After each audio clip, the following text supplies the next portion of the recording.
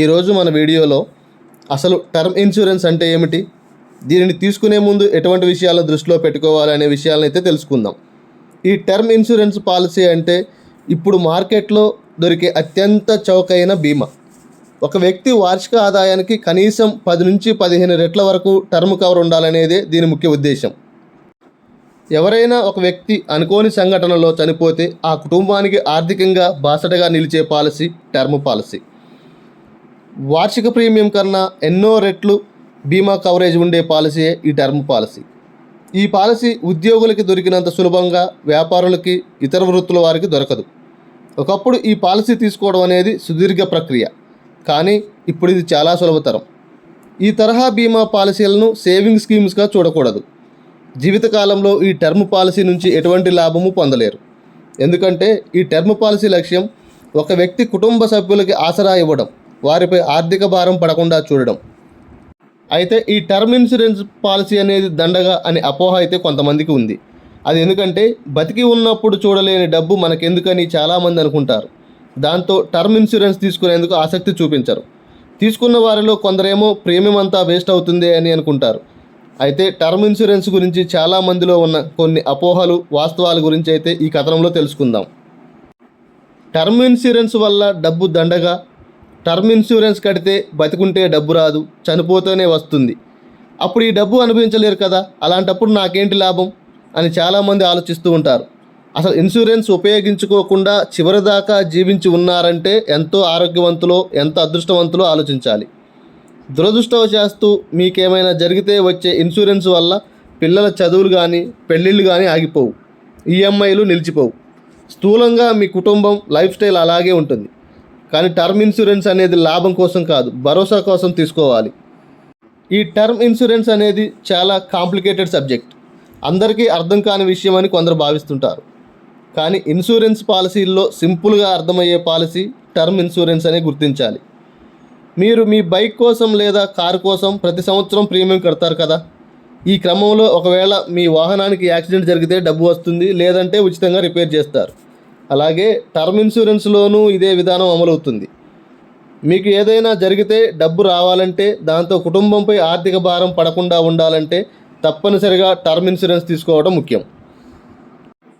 అయితే కొంతమంది ఆలోచన ధోరణిలో నేను ఇంకా యువకుడినే, ఆరోగ్యంగానే ఉన్నాను కదా, కాబట్టి నాకు ఇన్సూరెన్స్ అవసరం లేదు అని కొందరు భావిస్తుంటారు.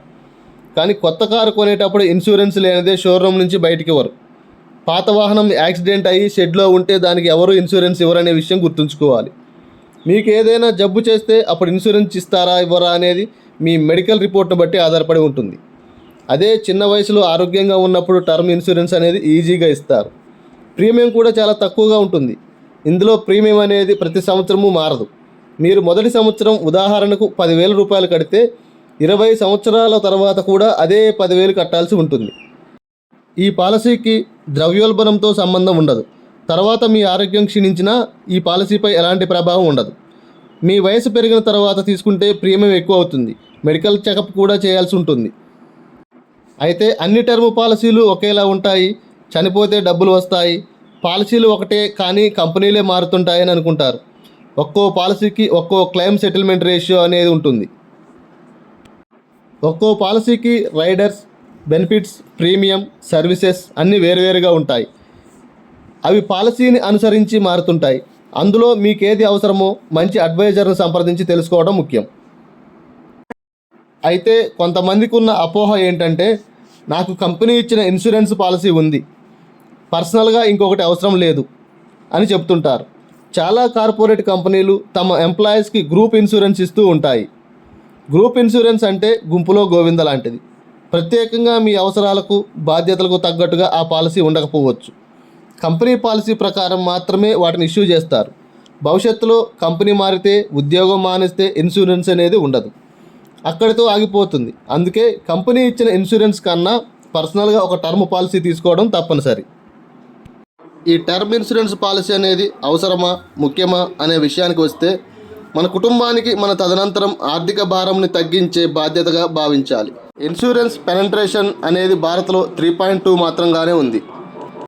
అయితే మార్కెట్లో ఉన్న అత్యంత చౌకైన బీమా టర్మ్ ఇన్సూరెన్స్ పాలసీ అనే చెప్పవచ్చు. అయితే బీమాలు అతి తక్కువ వార్షిక ప్రీమియంతో పాటు ఎన్నో రెట్లు అధిక కవరేజ్ ఇచ్చే పాలసీ ఈ టర్మ్ ఇన్సూరెన్స్ పాలసీ. ఒక వ్యక్తి తన వార్షిక ఆదాయానికి కనీసం 10 నుంచి 15 రెట్ల వరకు టర్మ్ కవర్ ఉండాలనేది తప్పనిసరి. ఈ టర్మ్ పాలసీ అనేది బరువుగా కాకుండా బాధ్యతగా తీసుకుంటే మన తదనంతరం మన కుటుంబానికి ఆర్థిక భారం నుండి తగ్గించే వెసులుబాటు అయితే ఉంటుంది. టర్మ్ ఇన్సూరెన్స్లో బీమా ప్రీమియం ఎంత ఉండాలి, అయితే బీమా కంపెనీని ఎలా ఎంపిక చేసుకోవాలి అనే విషయానికి వస్తే, మన భారతదేశంలో సుమారుగా 25 ఇన్సూరెన్స్ కంపెనీలు అయితే IRDA నామ్స్ ప్రకారం పనిచేయడం జరుగుతుంది. అయితే ఈ 25 కంపెనీలలో కస్టమర్ సర్వీస్, అదేవిధంగా క్లెయిమ్ రేషియో ఏదైతే 95% అబోవ్ ఉందో దాన్ని చూసి నిర్ణయించుకోవడం మంచిది. అయితే కొన్ని బీమా సంస్థలు రిటర్న్ ఆఫ్ ప్రీమియంతో కూడిన టర్మ్ పాలసీలు ఇస్తున్నాయి. ఈ పాలసీలో మెచ్యూరిటీ సమయంలో బీమా ప్రీమియం మొత్తాన్ని తిరిగి ఇచ్చేస్తారు. కానీ ఈ పాలసీలో బీమా ప్రీమియం కాస్త ఎక్కువ. తక్కువ ప్రీమియంతో ఎక్కువ బీమా కవరేజీని పొందాలనుకునే వారికి టర్మ్ ఇన్సూరెన్స్ అనేది ఒక మంచి ఎంపిక. సాంప్రదాయ పాలసీలతో పోలిస్తే బీమా ప్రీమియం ఎక్కువగా, కవరేజీ తక్కువగా ఉంటుంది. కానీ టర్మ్ ఇన్సూరెన్స్ పాలసీలో ప్రీమియం తక్కువ, కవరేజ్ ఎక్కువ ఉంటుంది. సో బీమా చేద్దాం, ధీమాగా ఉందాం. Thank you for watching this video.